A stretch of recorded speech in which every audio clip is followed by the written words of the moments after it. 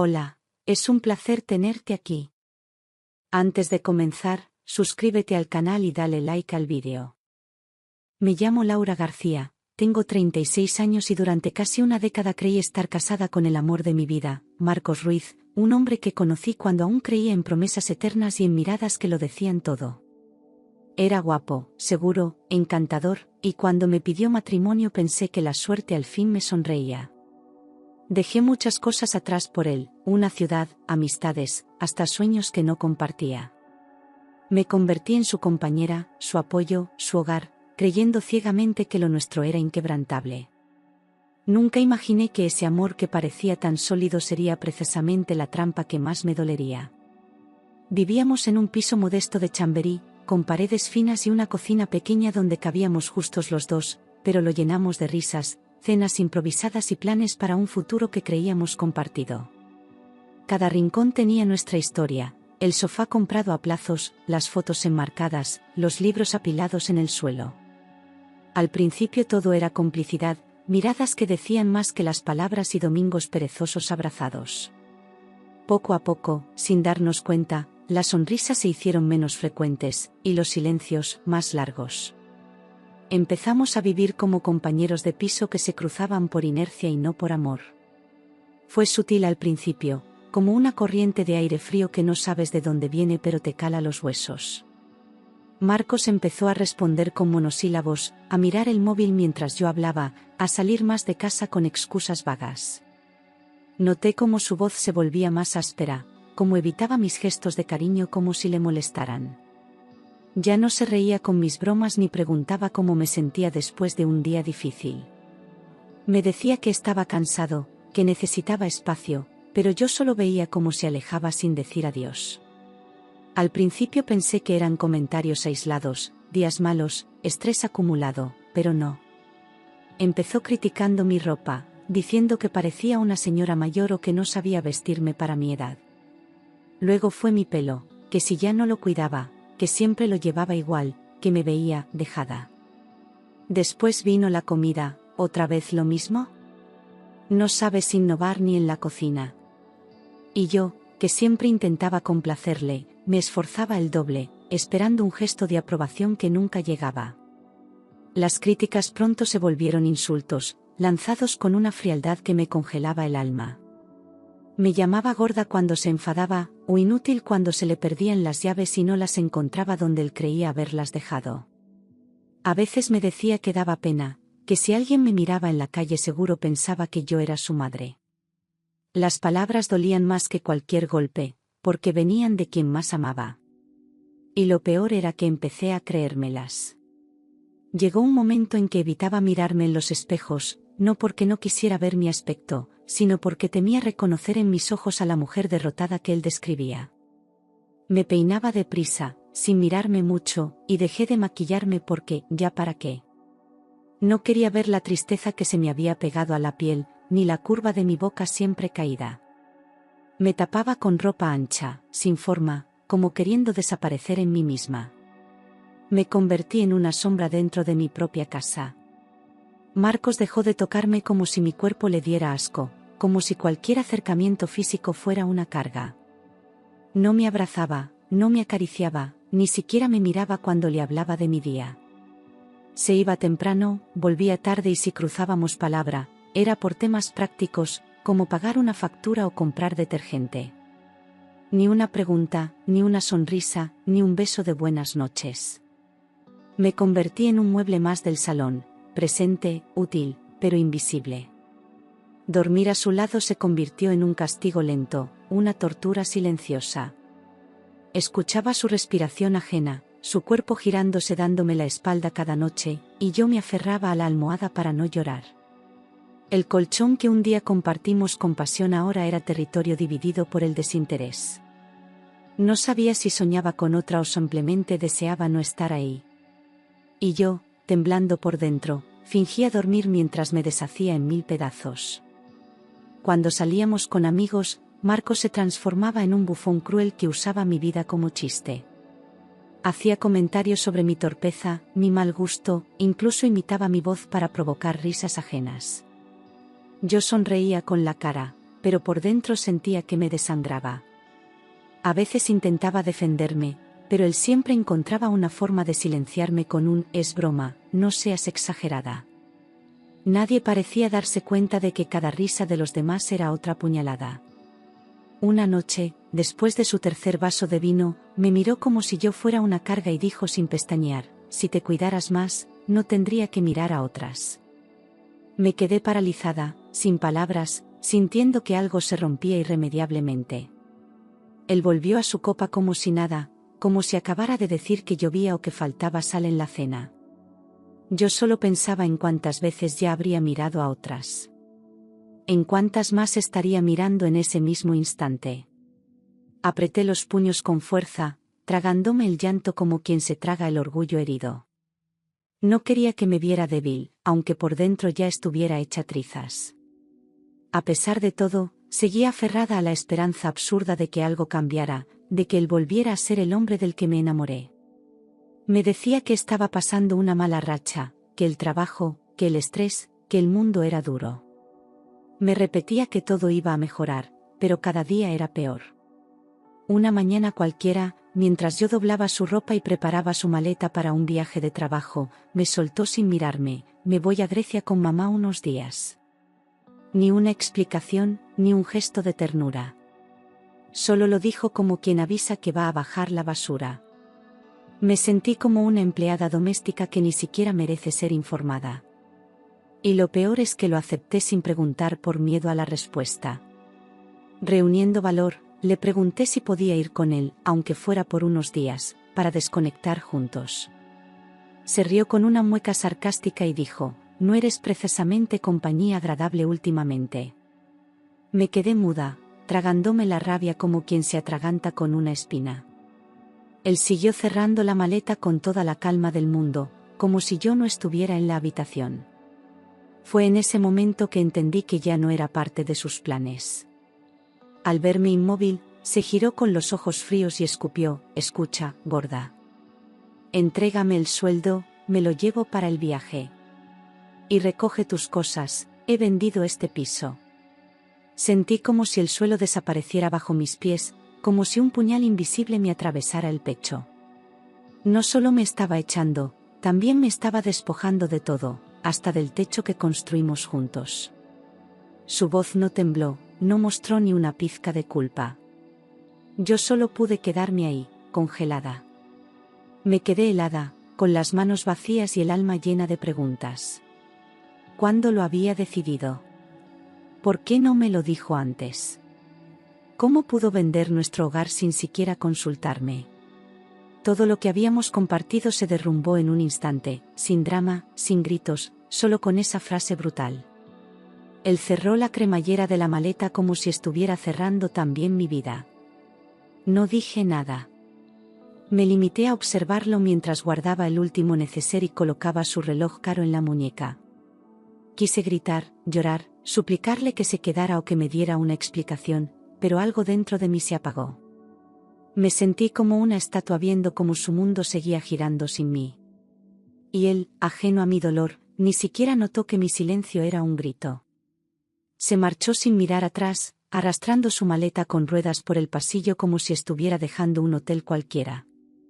Cerró la puerta con un golpe seco, dejando tras de sí un leve rastro de su colonia cara y algo más profundo, el olor agrio de la traición.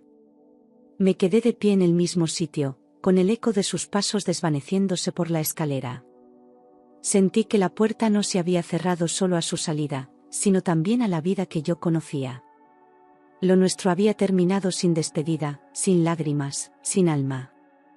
Caminé por la casa en silencio, rozando las paredes con la yema de los dedos, como si necesitara comprobar que aún estaba allí, que aún existía.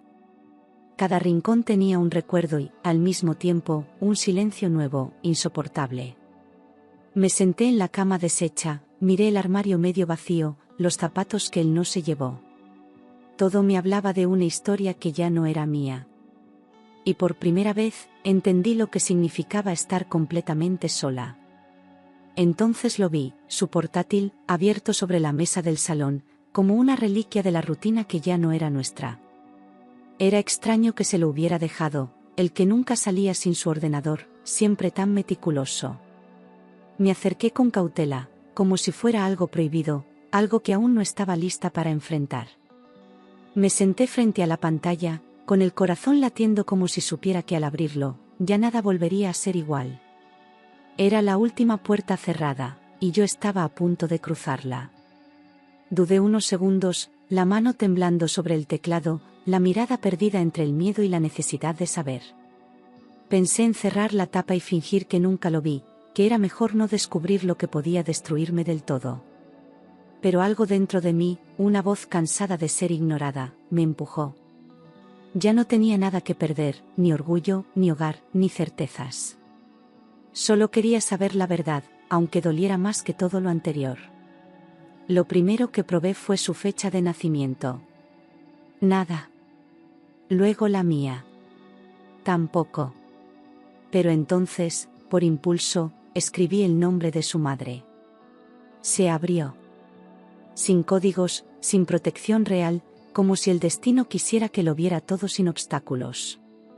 Sentí un escalofrío, una mezcla de poder y temor. Lo que estaba a punto de descubrir podía cambiarlo todo, o confirmarlo. La pantalla se llenó de mensajes sin leer, notificaciones de su correo del trabajo, recordatorios de reuniones, facturas digitales. Pero algo llamó mi atención, una carpeta archivada con nombre simple, discreto, casi invisible. Personal. La abrí. Había hilos de conversación que databan de meses atrás, incluso años. Empecé a leer y lo que encontré me hizo sentir como si el mundo se inclinara bajo mis pies. Los correos eran largos, íntimos, llenos de complicidad, con alguien llamada Lucía Gómez, una compañera de su oficina. Le contaba cosas que nunca me dijo a mí, miedos, deseos, chistes internos. Había mensajes a diario, algunos escritos en medio de la noche, con emoticonos, confesiones y fotos. Todo lo que yo había dejado de recibir, lo regalaba a ella.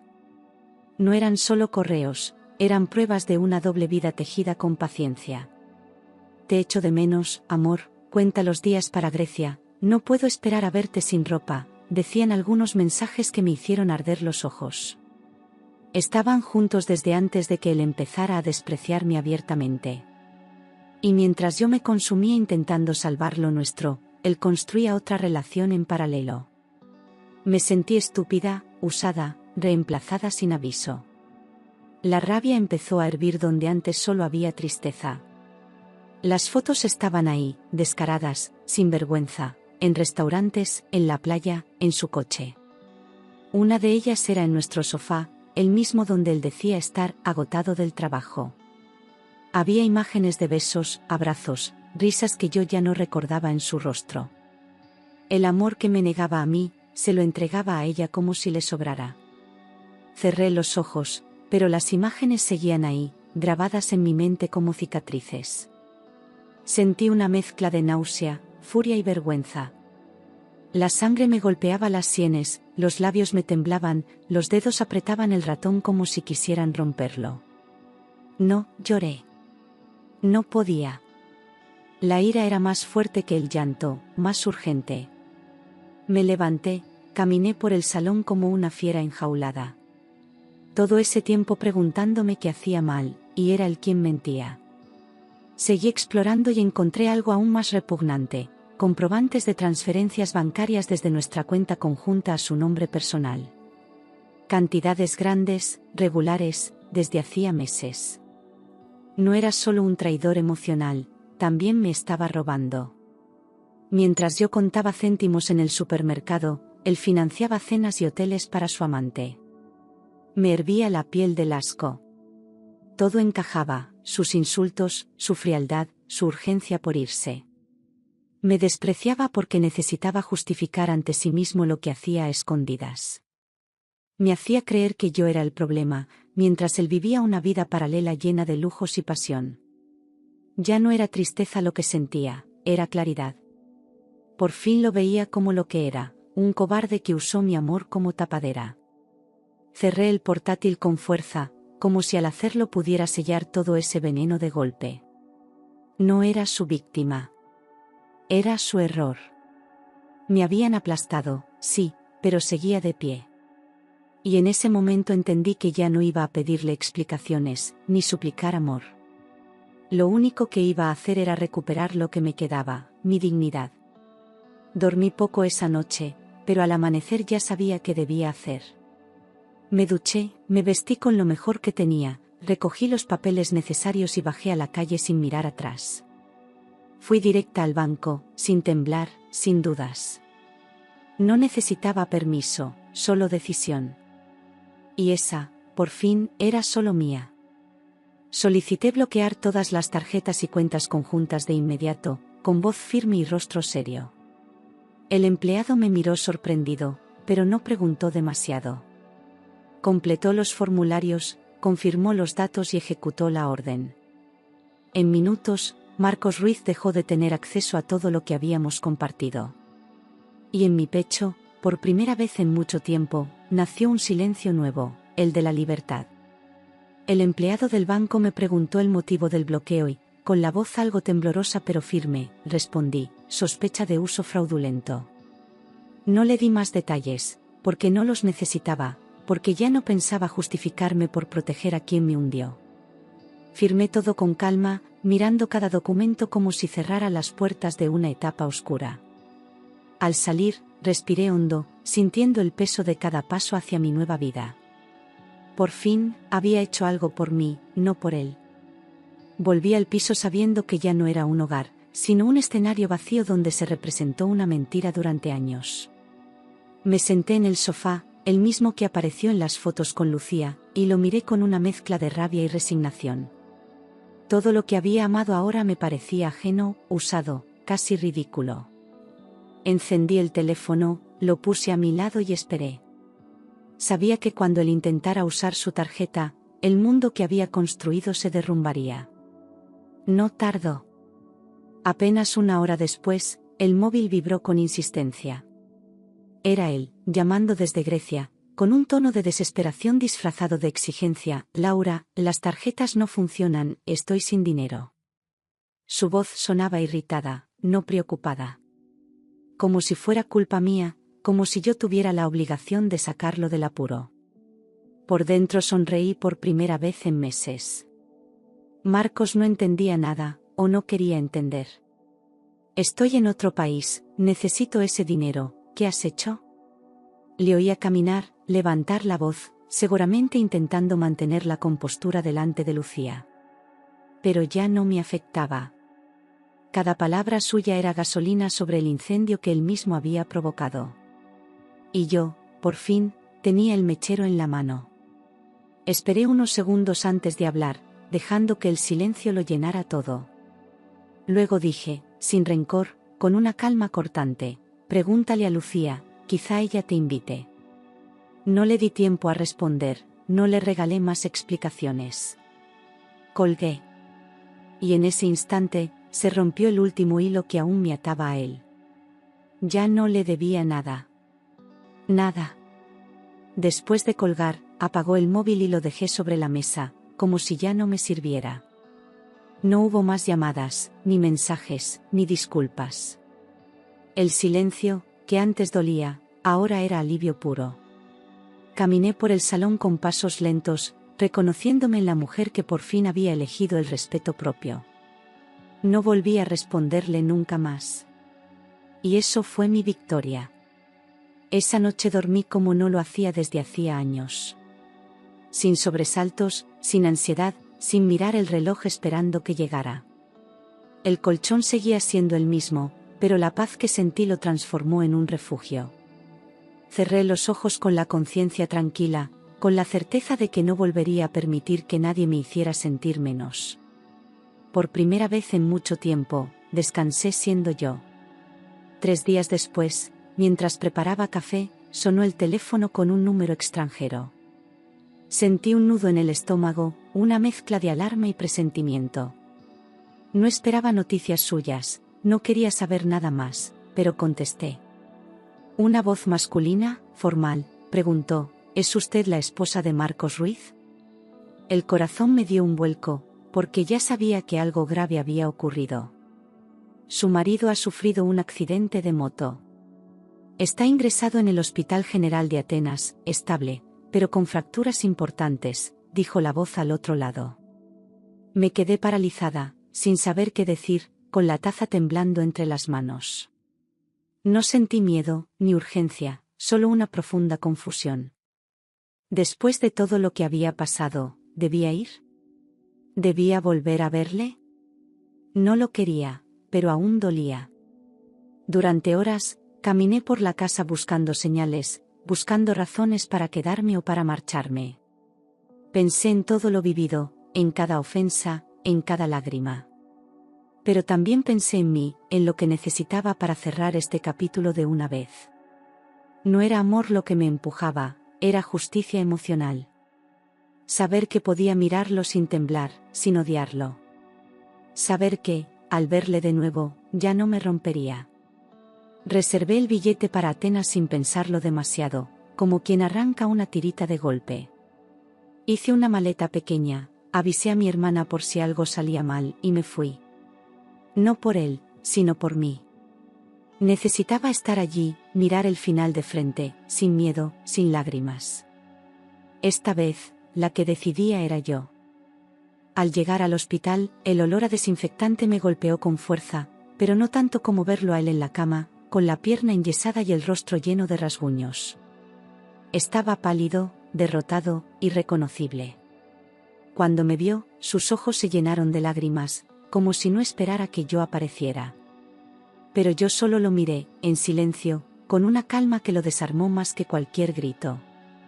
Laura, perdóname, he sido un idiota, murmuró, intentando incorporarse sin éxito. Me habló de su error, de cómo Lucía desapareció en cuanto vio que él no tenía dinero ni prestigio. Dijo que me echaba de menos, que nadie lo había querido como yo. Pero sus palabras ya no tenían fuerza, eran fantasmas de algo que ya no me habitaba. Lo escuché, pero no lo sentí. Admitió que había tenido una amante, que todo lo que yo sospechaba era cierto. Dijo que lo hizo por sentirse vivo, que se equivocó al buscar fuera lo que no sabía cuidar dentro. Habló de noches de culpa, de decisiones cobardes, de la vida que tiró por la borda. Y mientras hablaba, yo entendí que no necesitaba más explicaciones. La verdad ya no dolía. Solo me liberaba. Quiero volver contigo. Empezar de cero. Aprender de mis errores. Cambiar, dijo entre sollozos, agarrándome la mano con la fuerza de un hombre desesperado. Su voz era sincera, pero yo ya no era la misma mujer que un día esperó esa frase. Ya no necesitaba que me eligiera, porque hacía tiempo que me había elegido yo. Lo miré con compasión, no con amor. Y supe que había llegado mi momento. Una tarde, mientras corregía deberes de uno de mis alumnos, sonó el móvil con un número desconocido. Dudé en contestar, pero lo hice. Era él. Su voz sonaba derrotada, gastada, como si llevara años bajo el agua. Laura, estoy en un lío.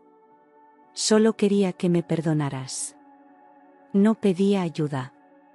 Pedía redención. Pero ya era tarde. No necesité pensar, no me tembló la voz. Le dije con claridad, ya te perdoné cuando te bloqueé. El silencio que siguió fue más elocuente que cualquier lágrima. No colgó de inmediato, quizás esperando otra palabra, otra grieta. Pero no la hubo. Colgué yo, tranquila, cerrando con esa frase una historia que ya no me pertenecía. Colgué el teléfono y respiré hondo, como si acabara de apagar una alarma que llevaba años sonando. Me senté frente a la ventana, vi caer la lluvia sobre los tejados y sentí una calma nueva, definitiva. Ya no quedaban restos de él en mi vida, ni en mi cuerpo, ni en mi memoria emocional. Había cerrado el círculo, no con odio, sino con amor propio. Y eso, entendí, era libertad. Con el tiempo, recuperé la sonrisa, esa que antes solo mostraba para agradar y ahora me nacía sola. Empecé a salir más, a confiar, a mirar a la gente a los ojos sin sentirme menos. Me apunté a clases de yoga, de cocina, incluso volví a bailar en casa, sola, sin miedo al ridículo. Descubrí que estar sola no era estar vacía, sino llena de posibilidades. Y poco a poco, me reencontré conmigo misma. Una tarde de primavera, en una librería pequeña del barrio, conocí a Javier Morales. Era empresario, viudo, con una sonrisa serena y una voz que no imponía, sino abrazaba. Intercambiamos libros, luego cafés, después paseos.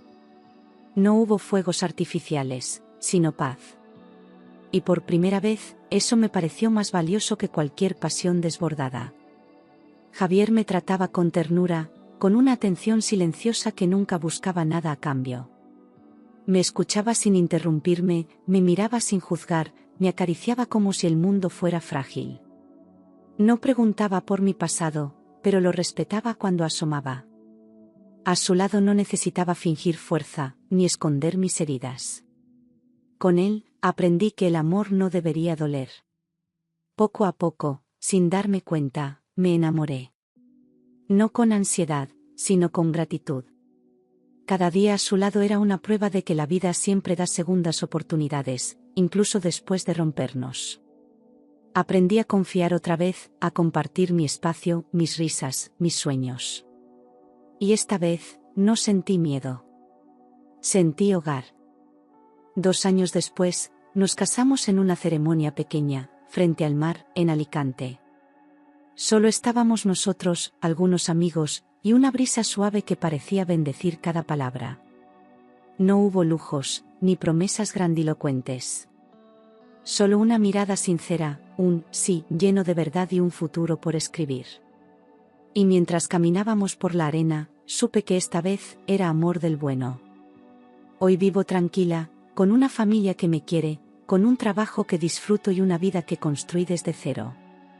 A veces miro atrás, no con dolor, sino con orgullo, porque sobreviví al desprecio, al abandono, a la mentira.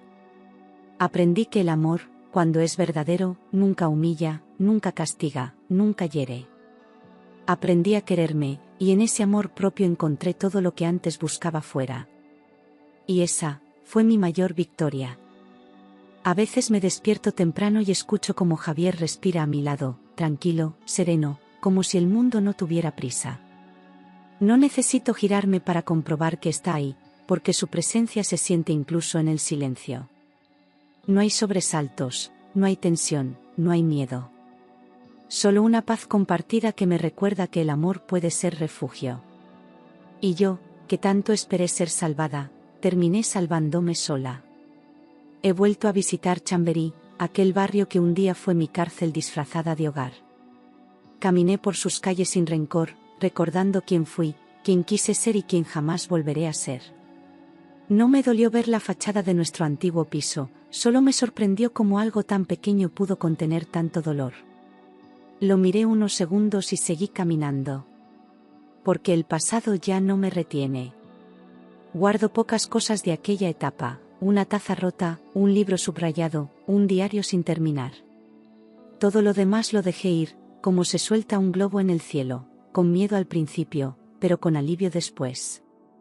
Aprendí que el desapego es también una forma de amor, sobre todo hacia una misma. No necesito mirar atrás para saber cuánto he crecido. Mi historia ya no está escrita por la necesidad de ser amada, sino por la certeza de merecer amor. No acepto migajas, ni excusas, ni palabras vacías. Me rodeo de personas que suman, que cuidan, que respetan. Aprendí que estar sola no es fracaso, sino elección. Y que compartir tu vida solo tiene sentido si es con alguien que la valora. Volví a estudiar, a leer con hambre, a escribir para mí. Las palabras que antes usaba para justificar su desprecio ahora las uso para sanar. Tengo cuadernos llenos de pensamientos, cartas que nunca envié, promesas que me hice y que por fin cumplo. Escribo para no olvidar, para recordar quién fui y lo lejos que he llegado. Escribo porque ya no tengo miedo a mi voz. Mi cuerpo también ha cambiado, no por dietas ni imposiciones, sino por el respeto que ahora le tengo. Lo visto con ropa que me gusta, lo muevo con libertad, lo miro sin juicio. Donde antes veía defectos, ahora veo historia. Cada cicatriz, cada curva, cada arruga me pertenece. Y no le debo belleza a nadie más que a mí.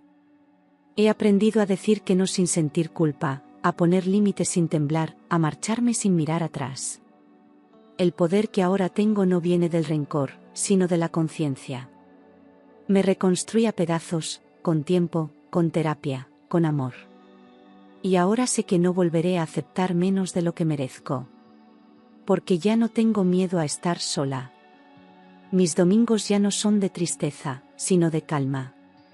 Me despierto tarde, cocino con música, leo en el sofá con una manta sobre las piernas. Javier me trae café sin que yo lo pida, y a veces, sin decir nada, se sienta a mi lado. No necesitamos llenarlo todo de palabras. La verdadera intimidad está en saber que el silencio también es compañía.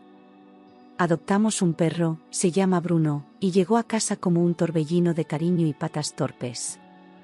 Nunca pensé que un animal pudiera enseñarme tanto sobre paciencia y ternura.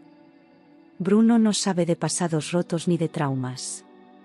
Solo sabe amar, estar, mirar con esos ojos redondos que parecen decir, ¿estás bien ahora? Y sí, lo estoy. He hecho nuevas amigas, mujeres fuertes, libres, que también pasaron por infiernos y salieron ardiendo de luz. Nos reímos juntas, nos escuchamos sin juzgarnos, nos acompañamos en las dudas. Es una hermandad que no necesita contratos, solo presencia. Con ellas aprendí que no estamos solas, que nuestra voz importa, que nuestra historia también cuenta. A veces recibo mensajes de otras mujeres que han leído lo que escribo, y me dicen, me pasó lo mismo, gracias por contarlo, ahora me siento menos sola. Y entonces entiendo que no solo sané por mí, sino también por ellas. Porque cada vez que rompemos el silencio, otra encuentra la fuerza para hablar. Y esa es una cadena de amor que no se rompe. No sé qué habrá sido de Marcos. No lo busco, no lo odio, no lo espero. Solo deseo que algún día entienda el daño que hizo, no para que se castigue, sino para que no lo repita. La indiferencia es mi venganza más justa. Y si alguna vez piensa en mí, ojalá recuerde que fui la mujer que lo amó de verdad. Y que tuvo el valor de marcharse. Javier y yo viajamos cada verano a un lugar nuevo. No buscamos hoteles de lujo, solo paisajes que nos conecten con lo simple. Caminamos de la mano, hacemos fotos ridículas, comemos en terrazas donde no conocemos a nadie. Y en cada viaje, me descubro más libre, más viva, más presente. Es como si el mundo entero me dijera, bienvenida a tu vida. Mis alumnos me llaman, profe, con cariño, y a veces me abrazan sin motivo. Enseñar me da propósito, me recuerda que siempre se puede empezar desde cero.